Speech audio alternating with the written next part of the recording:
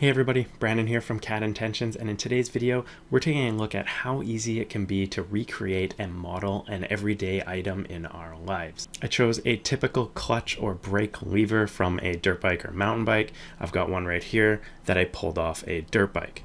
For as long as I can remember, I've loved riding on two wheels, and if you are familiar with them yourself, you'll know that especially dirt bikes, that levers can be a weak spot when it comes to tipping or crashing your bike. You're typically going to end up left with a broken or bent lever. Not only does modeling one in CAD allow us to recreate one if you needed, say, a spare or emergency lever that you could 3D print on your own, or just for fun and play around trying to improve or change up your existing one. That's what we're going to do today. This tutorial isn't necessarily about a clutch lever, but we are going to go through the process of getting those measurements, recreating it in real life, and I'm going to show you some quick tips and tricks along the way to make things faster.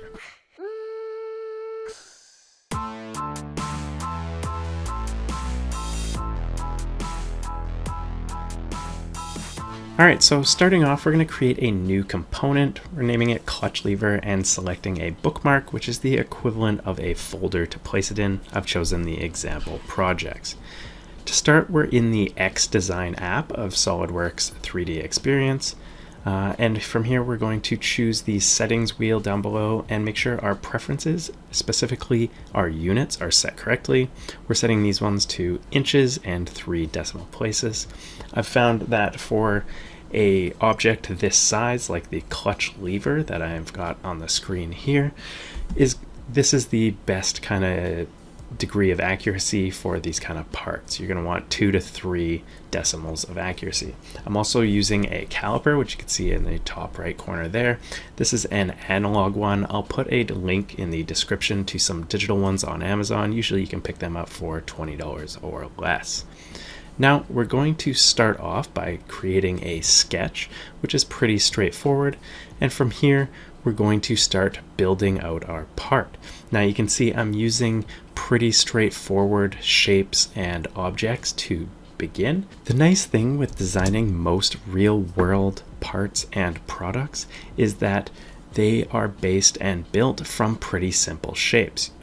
Using the sketch tool here, I've used lines, arcs, and circles to sketch out the general outline of my clutch lever.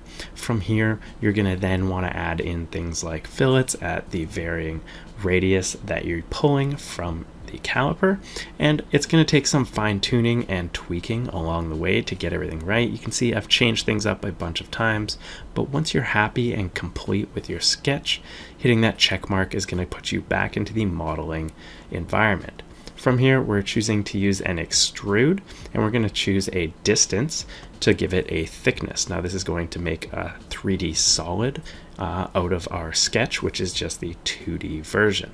Now you can see here we've got our clutch lever made in 3D in SolidWorks, and we're creating a new sketch now to cut out a groove or indent where the clutch lever mounts to the handlebar mount. Once again, I'm using simple objects and shapes, things like lines and 3-point arcs, to draw in the shape of the side of the lever that's cut out, as you saw earlier. I'll place that again on the screen here, but this is a pretty straightforward process, and you simply want to take your design piece by piece as you work through it and break it down into simple shapes and extrusions, holes, cuts, that kind of thing to build out your object.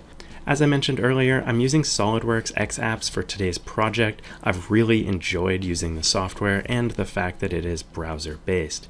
It's allowed me to work on the go, whether I had to take my laptop out with me or work from anywhere in my house. It makes it easy to carry all of your files and software with you, no matter which computer you're on. You simply log into the browser-based apps and you're good to go. I've also really enjoyed things like the design assistance and some of the helpful tips and automation built into the software. Things like filleting an edge or a corner. It's automatically going to recognize that you're likely going to want to fillet multiple edges of your part and do it and set it up automatically for you. Things that are repetitive tasks like punching out holes in corners of parts, those are all going to be automated once it kind of learns what you're doing, and it gives you that option to automate those tasks. I've also really enjoyed the project organization and ease of access to my parts and files. You're no longer worrying about different file types or various parts within an assembly. Everything is drag and drop, easy to access, and stored on the cloud securely for you. This really does negate the need for high-end modeling computers and allows you to take things on the go in just a few clicks. If you'd like to get started and check out what SolidWorks offers for cloud software, be sure to check the link up above and down below to get a discount for CAD Intentions viewers. I think you guys are going to really enjoy it. I know I have, and I hope you guys check them out. Now you can see here I'm cleaning up a few little issues. You want to make sure that your sketch connects and you've got a solid polygon to design with and to extrude. You can see that it's filled in and hatched once complete.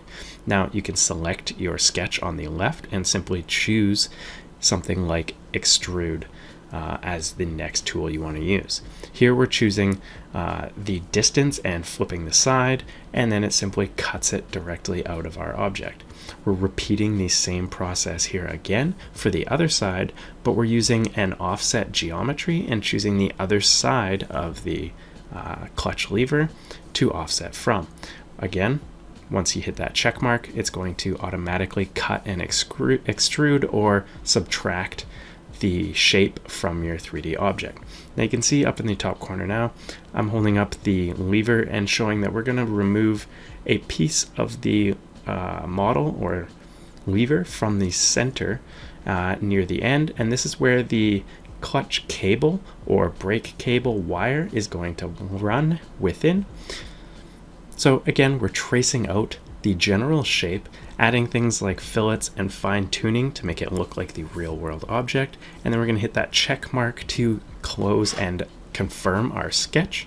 And from there we can simply choose our sketch along the left design manager or by clicking on it in the actual viewport. Once you've selected your sketch, you can then choose to extrude, and again we're going to choose the cut option up top and the solid option. We're going to type in our distance, and in this case we're going to use an offset and flip it, and we're going to offset it so that it's at the center of our clutch lever. This is going to cut out that yellow area from within our solid model and give us that groove for the cable to run in, just like the real object. Now that we've got that groove cut out, we can cut out the little circle, which is going to allow us to feed in the end of the clutch cable or brake cable. This is pretty typical on mountain bikes, dirt bikes, quads, anything that's using levers to control your systems is going to have some sort of a cable or connection.